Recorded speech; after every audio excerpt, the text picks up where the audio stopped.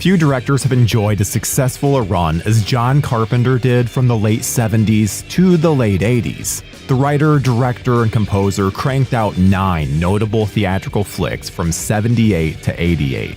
And while not many of them were theatrical hits, they're all now considered classics, either of the bona fide or cult variety. The 90s, however, were not so kind to the man. Starting with the ill-fated Memoirs of an Invisible Man, which was a difficult production and ultimately a box office bomb, Carpenter struggled to mirror the success that he'd enjoyed in the 80s. There's no doubt that some of the titles have their supporters. In the Mouth of Madness is a genuinely entertaining nightmare of a film, and his Showtime anthology Body Bags is enjoyable, if not fairly forgettable, save for Carpenter's extremely amusing performance as our undead host.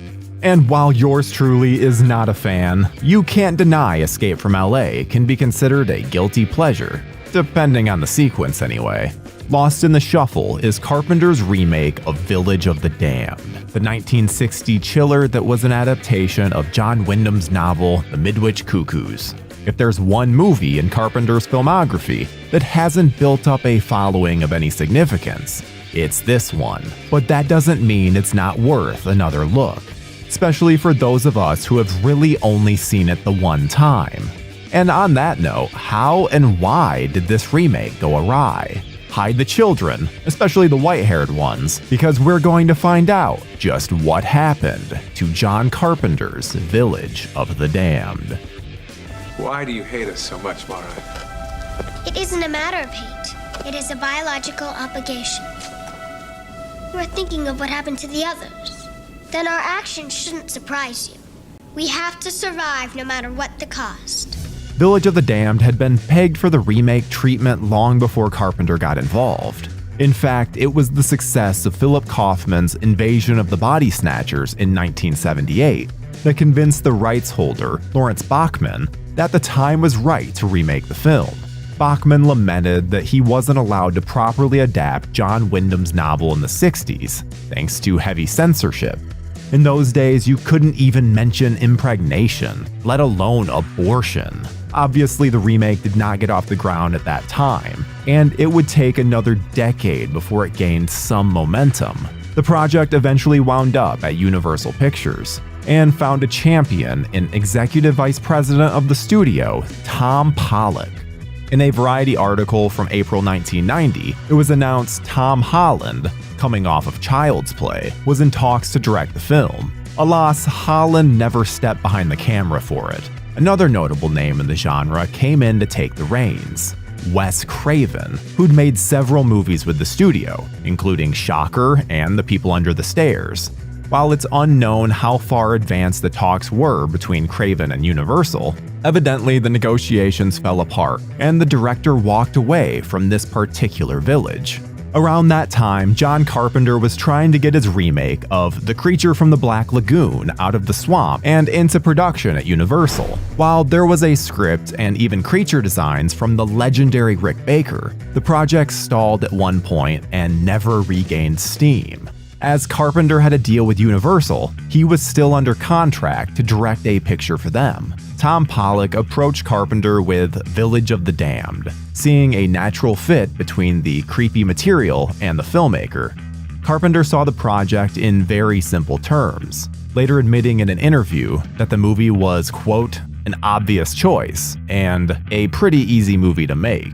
The script given Carpenter was written by David Himmelstein. It was the screenplay Wes Craven was working on before departing. According to Carpenter, that script had deviated greatly from the central ideas in Wyndham's book and the subsequent 1960 movie. Carpenter found that the screenplay had gotten rid of the idea that the phenomenon befalling the small town was the result of an alien invasion. In addition, the children were telekinetic in addition to being telepathic, something that Carpenter apparently didn't care for. Carpenter reasoned that there was no need to stray from the source material, and took to rewriting the screenplay himself to bring it closer to its roots. Ultimately, Carpenter's movie would end up being an incredibly faithful update of the original. With an interesting twist, Carpenter found that the original film mainly took place from the point of view of the male characters, and he thought that the new one, understandably, should focus more on the women who suddenly find themselves pregnant and then giving birth to eerie alien children. Carpenter immediately figured out the perfect location for the production, in and around Point Reyes, California, about 50 miles north of San Francisco. Carpenter knew the area well. He had a house there, which he had purchased not long after shooting a bulk of The Fog in that town. As the director put it in an interview, "You can stand anywhere, put the camera down and shoot, and you've got it." A few scenes from The Fog and Village of the Damned were even shot on the same block. Unfortunately, some of the locals didn't appreciate their private paradise being disturbed by the likes of a Hollywood production. Supposedly, some folks were doing their best to sabotage the filming process, using methods such as firing up lawnmowers or chainsaws nearby while the crew was trying to record sound. Allegedly, there were even some break-ins to the equipment trucks. While production continued in the neighborhood until the picture was wrapped, it was a somewhat sour experience for Carpenter, who considered the place his second home. Before we continue with our video, here's a reminder to click the Store tab on any of our JoBlo channels and browse our collection of the latest and freshest designs in our merch store. Go get you some.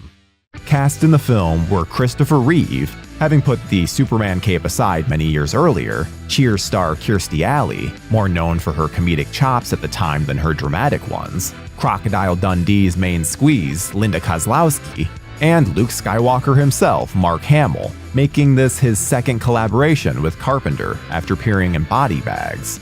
Obviously, the ensemble of children playing the damned alien tykes would be crucial to the success of the movie. One young actor who climbed aboard was Thomas Dekker, who would later go on to play John Connor in The Sarah Connor Chronicles, and even appear in the Nightmare on Elm Street remake. Dekker later recalled that during auditions for the part, the other children would go out to play, while he would stay behind and attempt to learn his lines. Since his character in the film is somewhat of an outcast thanks to his humanity, Dekker staying away from the other children endeared him to the producers and got him the role. Playing the main antagonist would be Lindsay Hahn, then 9 years old. Lindsay recollects auditioning many times for the part, which had its challenges in terms of the language that the character speaks. The villainous child has the intellect of a genius, so Lindsay had to grapple with the complicated dialogue, which was filled with words and concepts that she didn't quite understand. Hahn would also fondly remember working with Christopher Reeve, who she said treated her like she was a professional on his level, something that she always appreciated. Understandably, aside from having chemistry with each other on the screen, one of the main requirements for the young actors was being able to nail the critical death stare that the children break out whenever they're ready to inflict some damage. All of the kids auditioned had to give their best death stare into the camera, and if they were able to properly intimidate, they had a leg up in nabbing the role. In order to achieve the signature white hair that the alien kids rock, all of the children had their hair dyed blonde, then spray painted white. While several critics would mock what they thought were bad wigs on the actors, those bleach blonde locks are the real thing. The kids would even travel around in a group sometimes, freaking out the locals. No wonder the town was so on edge. To get the children to be in lockstep with each other, as the aliens basically all share the same brain, Carpenter relied on his longtime friend Peter Jason, who's appeared in They Live and Prince of Darkness for the director. In addition to playing a role in Village of the Damned, it was up to Jason to get his young co-stars on the same wavelength, so that they'd move and react in the exact same way. Jason marched the kids around singing a military-style song, acting as a pseudo-drill instructor for the young cadets until they were one little unit. Another signature of the alien children is when their eyes glow right before they do something destructive. Initially, Carpenter wanted all of the children to wear black contact lenses, which would then light up via CGI whenever the kids were up to no good. However, it quickly became clear that the contacts were going to be severely uncomfortable for the kids, so the idea was scrapped. Eventually, the eyeball effect was done digitally by Industrial Light and Magic. Doing practical effects on the film were K&B, the busiest effects house in Hollywood. While creating corpses and gory wounds was nothing special for them, one challenge did present itself for an ambitious yet ill-fated sequence. Soon after the alien babies are born, There was to be a scene where all of the infants stood up by themselves and looked in the same direction, which would certainly be an alarming sight for any parent or nurse. Can-B created 3 animatronic babies for the sight gag and shot them standing up and turning their head 3 separate times, as it would be all put together in post-production. But for unknown reasons, the sequence was never completed and was left on the cutting room floor. It's possible that Carpenter simply didn't dig how those fake babies looked. It would turn out that more scenes were to be trimmed or outright dropped from the film by Universal, one of which involved Thomas Decker's empathetic character learning how to play piano, while another saw the alien children lay waste to a group of teenage bullies. The studio apparently meddled with the film in post-production, to the extent that Carpenter's buddy Peter Jason didn't consider it Carpenter's film anymore. Other actors similarly felt as though large chunks of the movie had gone missing, causing continuity and character problems. While Carpenter remained magnanimous regarding his collaboration with the studio, it would appear as though Village of the Damned's issues might be blamed more on Universal than Carpenter. The studio gave the film an April 28, 1995 release date. Considering it had wrapped in November of '94, there was not a lot of time for post-production work. While the movie most likely had plenty of things going against it, no one could have foreseen the tragedy that was about to rock the entire nation. On April 19th, a domestic terrorist bomb destroyed a federal building in Oklahoma City. The Village of the Damned crew were actually in New York City doing press for the film when the Oklahoma City bombings happened. Suddenly, everyone's mind was focused on that terrible event. Not so much at the box office, let alone a movie like Village of the Damned, which was grim and violent. Not to mention the fact that it ends with a barn full of small children exploding. It's a cruel sport. Life is cruelty. We all feed on each other, exploit each other in some way to survive. Village of the Damned opened in 5th place its first weekend, and quickly petered out at just $9 million domestically, not even coming close to its reported $22 million budget. In an interview many years later, Carpenter admitted that he was not passionate about the film, and that it was a contractual assignment that he had to do, though he was proud of the performance that Christopher Reeve gave in it. Thankfully for the iconic director, he has a host of better films to his name. Everyone is allowed a clunker or two after all, and when you have a filmography like Carpenter does, a film like Village of the Damned is as rare as having a telepathic alien baby. Just make sure that they don't stare at you. You don't want that.